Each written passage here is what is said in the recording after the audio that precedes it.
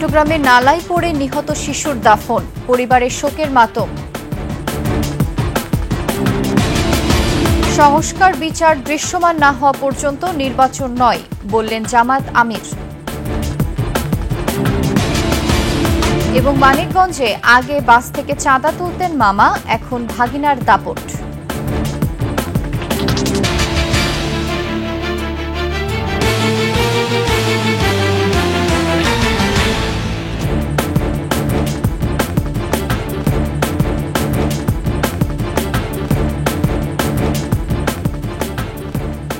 শুনছিলেন সংবাদ শিরোনাম। আমন্ত্রণ ২১ দেশের সংবাদে, সাথে আছি আমি ফাতেমা ফারজানা নির্জনা। দর্শক, ২১ টেলিভিশনের সংবাদ একই সাথে সরাসরি দেখতে পাবেন আমাদের ফেসবুক পেজ www.facebook.com/2124 অনলাইনে।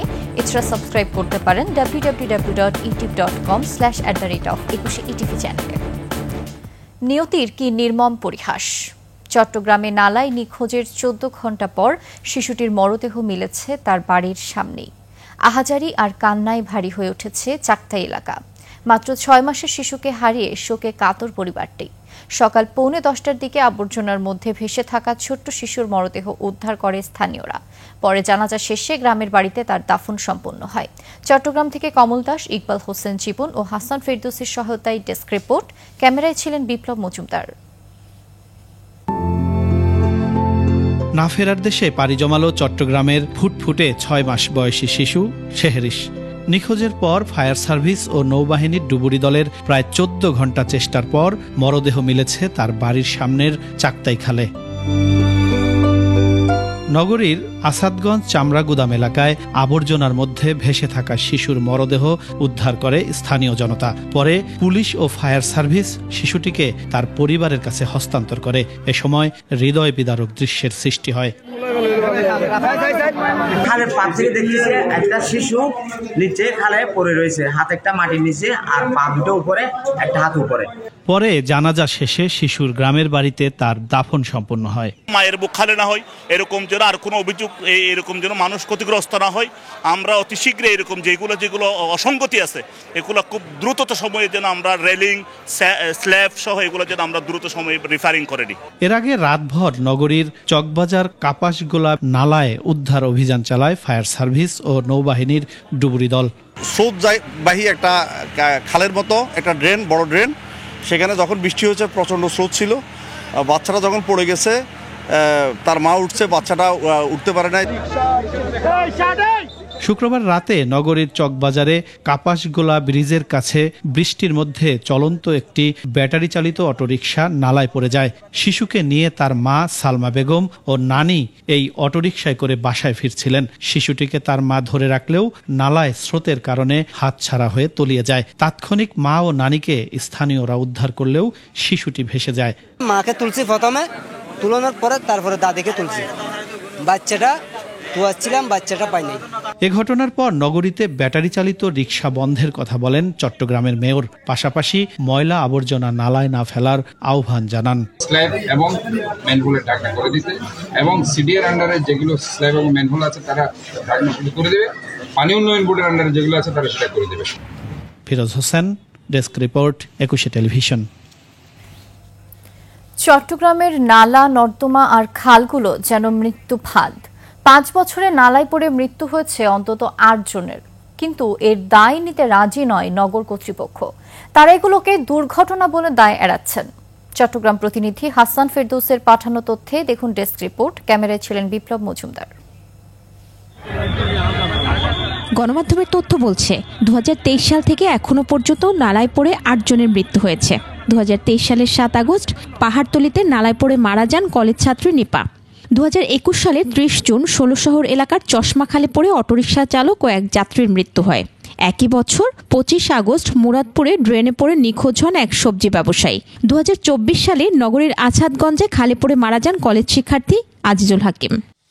এত মৃত্যুর পরেও নিরাপদ হয়নি নগরীর ঝুঁকিপূর্ণ নালা ও খালপাড়।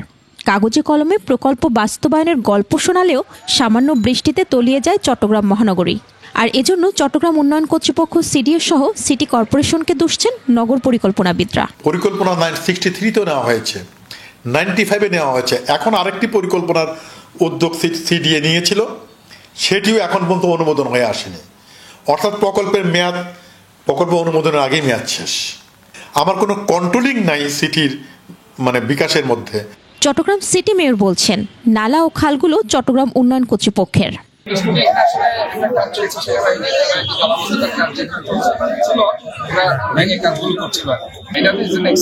খাল নালা সংস্কারে চট্টগ্রাম উন্নয়ন কর্তৃপক্ষ সিডিএ বাস্তবায়ন করেছে 4 প্রকল্প, যার জন্য বরাদ্দ 14,349 কোটি টাকা। এরই মধ্যে খরচ হয়েছে 8,312 কোটি টাকা। মহিমা পলি, ডেস্ক রিপোর্ট, 21 টেলিভিশন। গাজীপুরের টঙ্গীতে একটি ফ্ল্যাটে ভাই বোনকে কুপিয়ে হত্যার ঘটনায় তাদের বাবা আব্দুল বাতেন বাদী হয়ে অজ্ঞাতদের আসামি করে মামলা করেছেন। পরে এই ঘটনায় শিশুদের মাকে গ্রেফতার করেছে পুলিশ। গাজীপুর মহানগর পুলিশের উপকমিশনার জানান, শুক্রবার বিকেল 4:45টার দিকে টঙ্গী পূর্ব থানার পূর্ব আরিচপুরের রূপবান টেক এলাকার একটি 8তলা ভবনের 3য় তলা থেকে শিশু আব্দুল্লাহ ও তার বোন মালিহার রক্তাক্ত মরদেহ উদ্ধার করেছে পুলিশ। ঘটনার পর জিজ্ঞাসাবাদের জন্য নিহত শিশুদের বাবা মাকে হেফাজতে নেওয়া হয়। এছাড়া গত রাতেই বাবা আব্দুল বাতেন মিয়া বাদী হয়ে অজ্ঞাতদের নামে থানায় মামলা করেন। প্রাথমিক তদন্তে মা আলিয়া বেগমের সম্পৃক্ততা পাওয়া গেছে, এজন্য তাকে গ্রেফতার করা হয়েছে।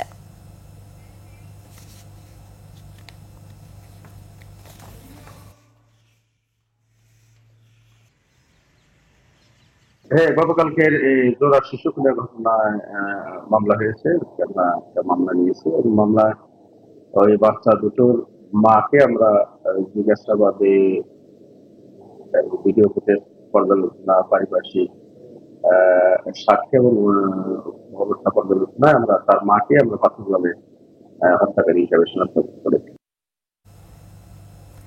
রাজশাহীতে এসএসসি পরীক্ষার্থীকে উত্ত্যক্তের প্রতিবাদ করায় বাবাকে পিটিয়ে হত্যার ঘটনায় মূল আসামি সহ 2 জনকে গ্রেফতার করেছে র্যাব। সকালে সংবাদ সম্মেলনে র্যাব জানায়, গত বুধবার নগরীর তালাইমারি শহীদ মিনার এলাকায় প্রধান আসামি নান্টু ও সহযোগীরা মিলে এসএসসি পরীক্ষার্থীর বাবা আকরাম হোসেনকে পিটিয়ে হত্যা করে। বৃহস্পতিবার বোয়ালিয়া থানায় মামলা করে নিহতের পরিবার। পরে শুক্রবার রাত 8টার দিকে নওগাঁ সদর এলাকার আড়ারাপাড়া এলাকা থেকে প্রধান আসামি নান্টু এবং তার সহযোগী খোকন মিয়াকে গ্রেফতার করা হয়। আসামিদের বোয়ালিয়া মডেল থানার মাধ্যমে আদালতে পাঠানো হয়েছে।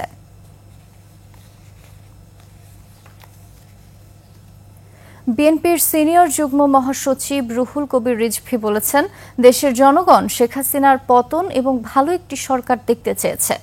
সকালে জিয়া পরিষদের আয়োজনে নাটোর এক সভায় তিনি আশা প্রকাশ করে বলেন, অন্তর্বর্তী সরকার একটি অবাধ সুষ্ঠু নির্বাচন করবে, যা শেখ হাসিনা জাদুঘরে পাঠিয়ে দিয়েছিল। এই অবাধ সুষ্ঠু নির্বাচনের অপেক্ষায় দেশের জনগণ।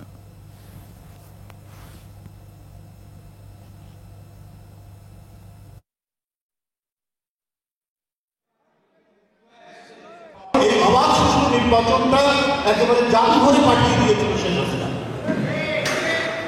সুতরাং এই জাদুঘর থেকে আবার জীবন্ত অবাধ সুষ্ঠু নির্বাচনটা করতে হবে, সেই বিশ্বাস তো ডক্টর ইউনূস সাহেবের কাছে জনগণ দিয়েছে। একটি সরকারের তার যে দৃঢ় সংকল্প এবং অঙ্গীকার, যেটার উপর জনগণের আস্থা পারে সেইটা অনেকটা দুর্বল হয়ে যায়। পূর্ণাঙ্গ সংস্কার এবং জুলাই হত্যাকারীদের বিচার দৃশ্যমান না হওয়া পর্যন্ত জনগণ দেশে কোনো নির্বাচন চায় না বলে মন্তব্য করেছেন জামায়াতে ইসলামের আমির ডাক্তার শফিকুর রহমান। লালমনিরহাটে জেলা জামায়াত আয়োজিত সমাবেশে তিনি অভিযোগ করে বলেন, ফ্যাসিস্ট আওয়ামী লীগ গত 15 বছর পুরো দেশকে একটি কারাগার এবং নির্যাতন কেন্দ্রে পরিণত করেছিল। বিচারের নামে তামাশা করে জামায়াত ইসলামের কেন্দ্রীয় নেতাদের হত্যা করার অভিযোগ করেন ডাক্তার শফিকুর রহমান। এ সময় নেতাকর্মীদের একা করে ফ্যাসিস্ট হাসিনার পালিয়ে যাওয়ার সমালোচনাও করেন তিনি। এর আগে সকাল থেকেই কালেক্টরেট মাঠের সমাবেশ স্থলে দলে দলে আসতে শুরু করেন জামায়াত শিবিরের নেতাকর্মীরা।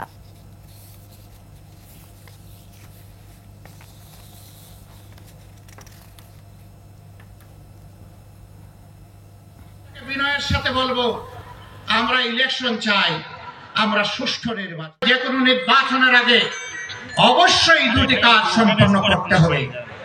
একটি হচ্ছে খুনিদের বিচার, এ বিচার দৃশ্যমান হতে হবে। আরেকটি হচ্ছে প্রয়োজনীয় সংস্কার। এই 2টা ছাড়া বাংলাদেশের জনগণ কোনো নির্বাচন মেনে নেবে না। প্রধান উপদেষ্টা বারবার তিনি ঘোষণা দিয়েছেন, এবারের ডিসেম্বর থেকে আগামী বছরের জুনের মধ্যে ইলেকশন হবে। আমরা প্রধান উপদেষ্টাকে বিনয়ের সাথে বলবো, আমরা ইলেকশন চাই, আমরা সুষ্ঠু নির্বাচন চাই। আগে চাঁদা তুলতেন মামা, এখন উঠাচ্ছেন ভাগিনা। পাটুরিয়া মানিকগঞ্জ ঢাকা রুটে চলাচল করা 1000 গাড়ি থেকে গড়ে 500 টাকা চাঁদা নেওয়া হচ্ছে।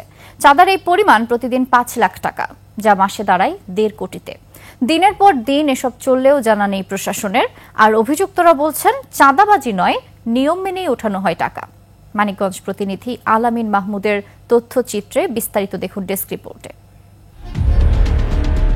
মানিকগঞ্জ বাস স্ট্যান্ড এলাকার দৃশ্য এটি। বাস স্ট্যান্ডে আসা প্রত্যেকটি গাড়ি থেকে এভাবেই নেওয়া হয় চাঁদা। প্রতিটি গাড়ি থেকে নামে বেনামে নেওয়া হয় 100 থেকে 200 টাকা। তবে এই চাঁদা কিসের তা জানেন না চালকরা। মানিকগঞ্জ 100 টাকা, গাড়িতে 200 টাকা পার্কিং আছে, আর এখানে 50 টাকা পার্কিং, আর রাস্তায় ওই 20 টাকা করে, আর মানিকগঞ্জে 100 টাকা, টোটাল 500 টাকার মতো লাগে আমাদের। আমরা নিচে 200 টাকা, সব মিলিয়ে কত টাকা নিতেছি? 420 টাকা।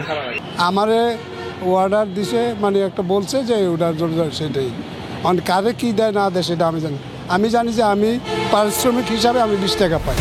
শুধু মানিকগঞ্জ বাস স্ট্যান্ড নয়, গাড়ি থেকে চাঁদা নেয়ার অভিযোগ পাটুরিয়া ঘাটেও।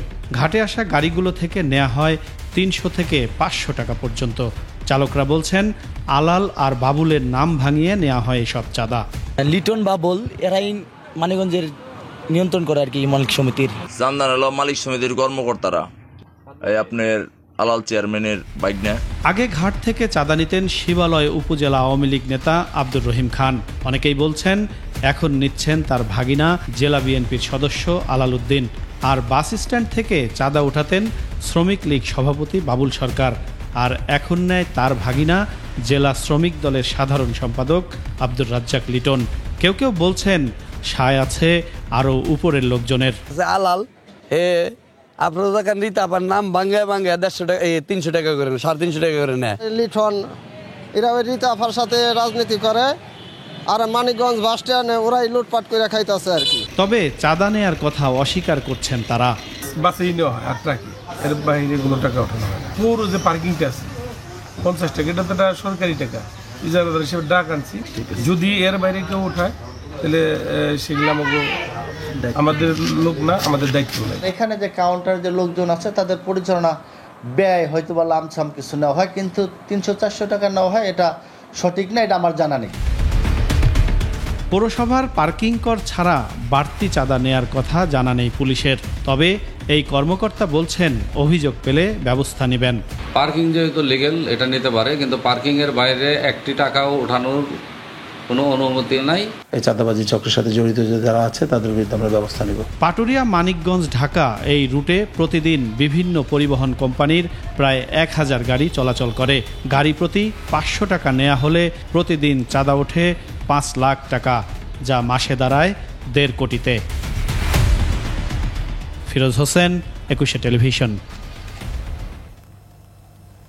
সাভারে পার্কিং করে রাখা কাভার্ড ভ্যান চুরির ঘটনায় চক্রের 3 জনকে ময়মনসিংহ থেকে গ্রেফতার করেছে পুলিশ। উদ্ধার করা হয়েছে গাড়িটির অংশবিশেষ।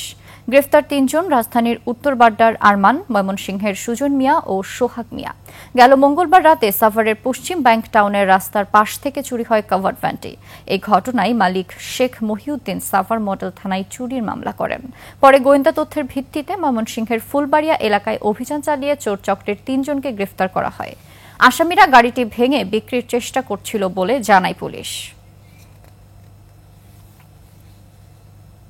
তথ্য প্রযুক্তিতে দেখা যায় যে ময়মনসিংহ জেলাধীন ফুলবাড়িয়া থানার সুজন নামে একজন আছে, যে এই ধরনের কাজ করে থাকে। তো তার কাছে এটা প্রথমে আরমান এবং সোহাগ এই 2 জন এই জায়গাতে এই গাড়িটা নিয়ে যাওয়ার পরে সেখানে তারা টুকরা টুকরা করে বিভিন্ন খণ্ড বিখণ্ড করে তারপরে ওই জায়গা থেকেই আমাদের চৌকস টিম, যেটা সাভার থানা থেকে যাওয়ার পরে সেখান থেকে উদ্ধার করে, এবং এটার সাথে জড়িত যে 3 জন আছে সুজন, আরমান এবং সোহাগ, 3 জনকেই গ্রেফতার করতে সক্ষম হয়। রাজবাড়ীতে কমছে না সবজির দর। অধিকাংশ সবজির বাজার ঊর্ধ্বমুখী।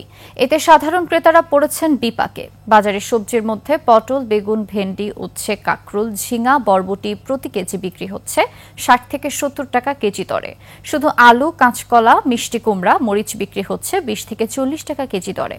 বাজারে সবজির দাম বেশি থাকায় হতাশ ক্রেতারা মনিটরিংয়ের জোরদারের অনুরোধ জানান। আর ব্যবসায়ীরা বলছেন সবজির সরবরাহ বাড়লে দাম কমবে।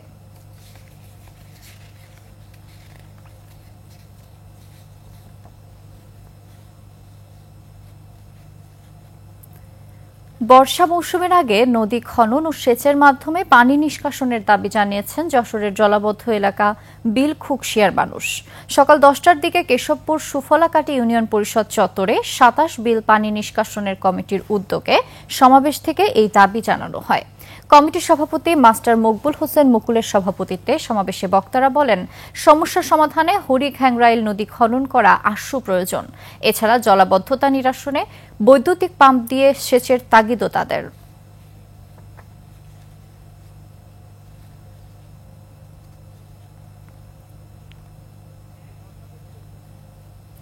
মৌলভীবাজারে 21শে টেলিভিশনের 15 দিনব্যাপী রজত জয়ন্তী উৎসবের 8ম দিনে হয়েছে চা বাগান জনগোষ্ঠীর কড়া সম্প্রদায়ের ঝুমুর নৃত্যানুষ্ঠান।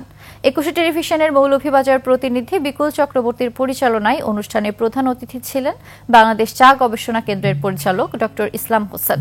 এ সময় আরও উপস্থিত ছিলেন সাংস্কৃতিক ব্যক্তিত্ব পরিমল সিং বাড়াইক ও সাংবাদিক বন চক্রবর্তী।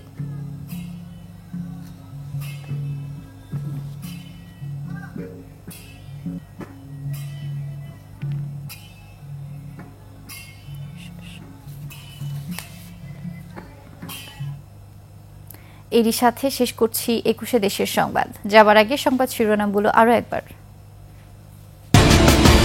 চট্টগ্রামে নালায় পড়ে নিহত শিশুর দাফন, পরিবারের শোকের মাতম। সংস্কার বিচার দৃশ্যমান না হওয়া পর্যন্ত নির্বাচন নয় বললেন জামায়াত আমির। এবং মানিকগঞ্জে আগে বাস থেকে চাঁদা তুলতেন মামা, এখন ভাগিনার দাপট।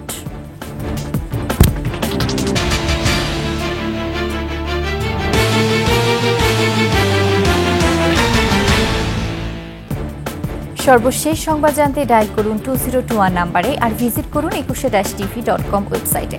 ফেসবুকেও ভিজিট করতে পারেন www.facebook.com/2124 অনলাইনে। এছাড়া সাবস্ক্রাইব করতে পারেন www.youtube.com/@21etv চ্যানেলে। এতক্ষণ সঙ্গে থাকার জন্য ধন্যবাদ। পরবর্তী সংবাদ সন্ধ্যা 7টায় দেখার আমন্ত্রণ রইল। 21-এর সাথেই থাকুন।